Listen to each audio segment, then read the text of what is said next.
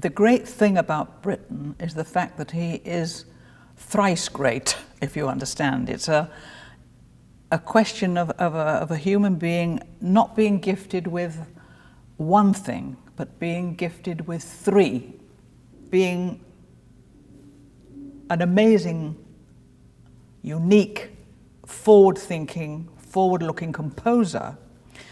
His standard of piano playing and his understanding of all the piano repertoire, allied to his conducting, which again was quite remarkable, put him in the most extraordinary category. You'd think one superlative gift is more than enough to bear in a lifetime, but his understanding and teaching to an audience in the leader recitals he used to do at the Wigmore Hall with Peter, which were legendary.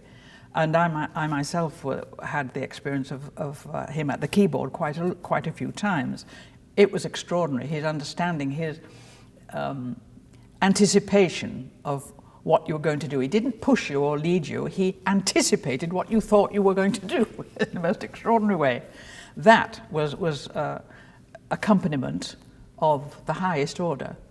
And then he would pick up a baton and you would do an orchestral piece with him, or when he put together the television opera Owen Wingrave, we worked with him very closely for weeks, watching him teach the orchestra, put it all together, the enormous responsibility of putting that on.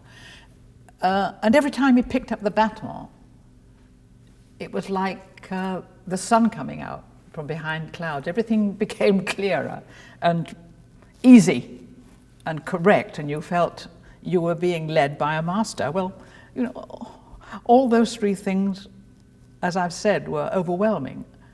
And then one has to put those gifts and the difficulties together with his life as a human being, which at that time with Peter was extremely difficult, extremely worrying.